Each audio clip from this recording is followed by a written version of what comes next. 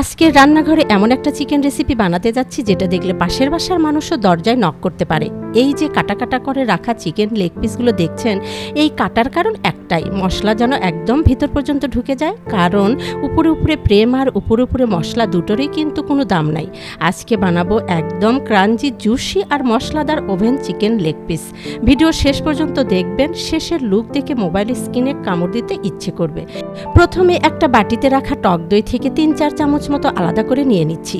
টক দই কিন্তু চিকেনকে অনেক বেশি নরম আর জুসি করে। অনেকে শুধু মশলা মাখায়, কিন্তু টক দই দিলে একটা আলাদা ফ্লেভার আসে। মানে চিকেনের আজকের ফুল বিউটি ট্রিটমেন্ট চলছে। এখন এই দইটাই হবে আমাদের ম্যারিনেশনের বেস। এবার একে একে দিয়ে দিচ্ছি হলুদের গুঁড়ো, জিরের গুঁড়ো, মরিচের গুঁড়ো আর স্বাদ মতো লবণ। এই মশলাগুলোর কম্বিনেশনটাই কিন্তু চিকেনের আসল টেস্ট বের করে আনে।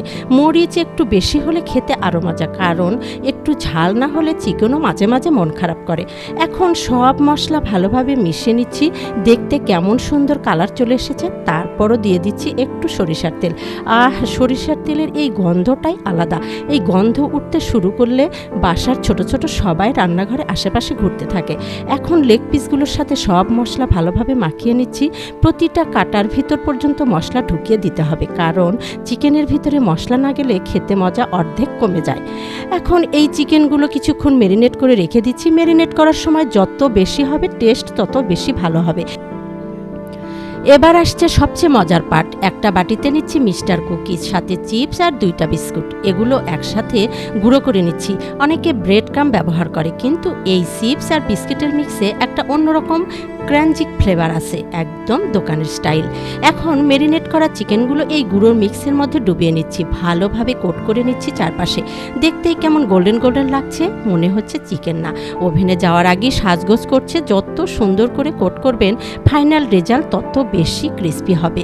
এখন সবগুলো চিকেন সুন্দরভাবে একটা বাটিতে সাজিয়ে নিচ্ছি।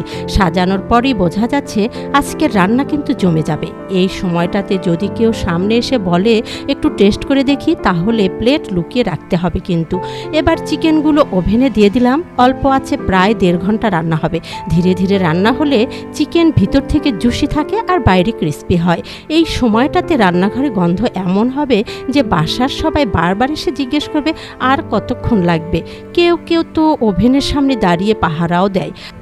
আর এটাই আমাদের আজকের ফাইনাল লুক। দেখুন কেমন সুন্দর গোল্ডেন ব্রাউন কালার এসেছে। বাইরে একদম ক্রিস্পি আর ভিতরে সফট, জুসি আর মশলাদার। এক কামড় দিলেই উপরে ক্রিস্পি শব্দটাই আলাদা মজা দেবে।